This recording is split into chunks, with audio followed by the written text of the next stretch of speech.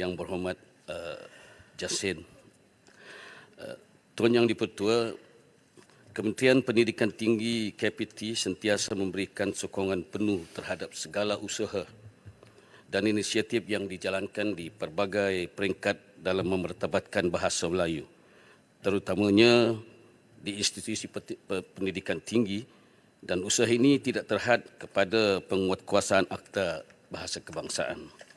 Misalnya, sejak 2011, usaha memertabatkan bahasa Melayu di Universiti Awam UA telah giat dijalankan melalui pelbagai pembangunan pelan tindakan memertabatkan bahasa Melayu sebagai bahasa ilmu di IPT pada tahun 2011-2015 dan pelan tindakan memertabatkan bahasa Melayu sebagai bahasa ilmu Universiti Awam 2016-2020. Terkini, bagi meneruskan usaha memertabatkan bahasa Melayu di Institusi Pendidikan Tinggi Awam IPTA, pelan tindakan tersebut senantiasa diperhalusi dan ditambah baik.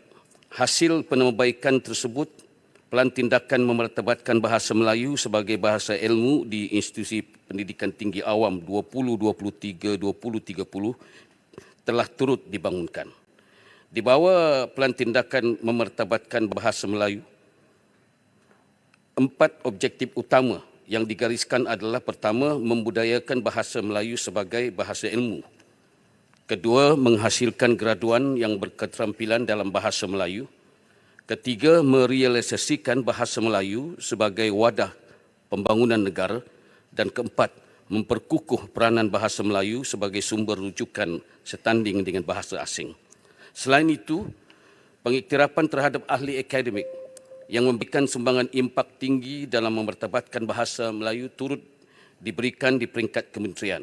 Ini termasuklah pemberian anugerah tokoh akademik bahasa Melayu bermula tahun 2012 dalam mengangkat usaha memertabatkan bahasa Melayu di peringkat pendidikan tinggi. Terima kasih. Silakan Yasin. Terima kasih Datuk Yang di-Pertua. Saya ada 2 soalan. Pertama, apakah status cadangan pindaan Akta Dewan Bahasa dan Pustaka DBP 1959 bagi membolehkan pihak DBP mengambil tindakan terhadap mana-mana pelanggaran bahasa Melayu termasuk di peringkat daerah? Kedua, adakah kerajaan bercadang untuk turut menguatkuasakan Akta Bahasa Kebangsaan kepada institusi pengajian tinggi swasta yang terdapat di dalam negara ini? Terima kasih Yang Berhormat Menteri. Sila Menteri.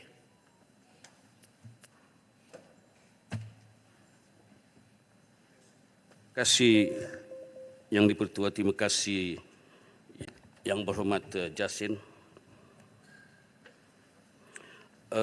Soalan yang pertama tadi rasanya ia adalah jatuh di bawah bidang kuasa Kementerian Pendidikan Malaysia. Sebab ia menyentuh soal Akta Dewan Bahasa dan Perpustakaan. Terima kasih. Berhubung kait dengan soalan kedua,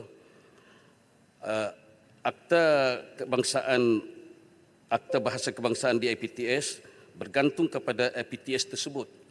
Sebab IPTS menggunakan dana sendiri dalam operasi pendidikan mereka di peringkat IPTS sendiri.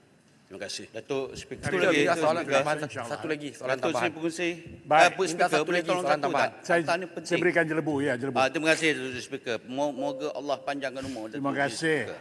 Sama-sama kita. Saya teliti jawapan yang diberikan oleh Menteri tadi, tapi dia bercanggah dengan satu akta, Datuk Yang di-Pertua. Kerana seingat saya, Akta Penggunaan Bahasa Kebangsaan 1963 ataupun Akta 32 ialah penyatuan undang-undang dan penggunaan bahasa kebangsaan. Bermakna daripada penyampaian, pemakaian sampailah pada pengisian borang.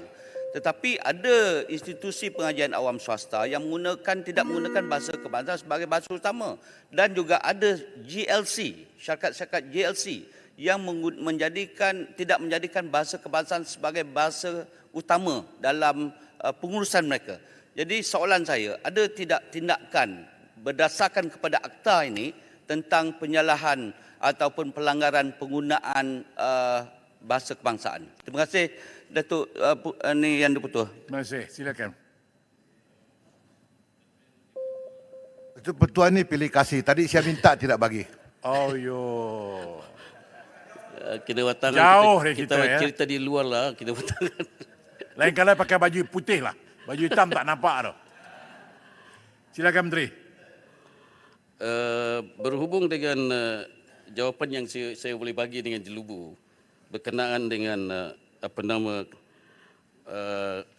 persoalan tadi, seperti yang saya beri jawapan awal tadi, bahawa IPTS ini mereka menggunakan dana sendiri dalam operasi mereka.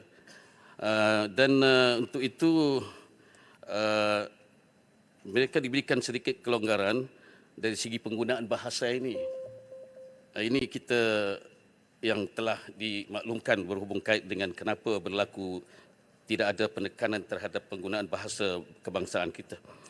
Demikian juga berkenaan dengan JLC itu, ini di luar bidang kuasa KPT lah.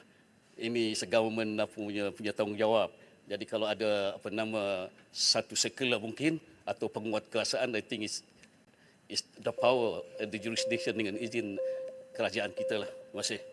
Baik, terima kasih.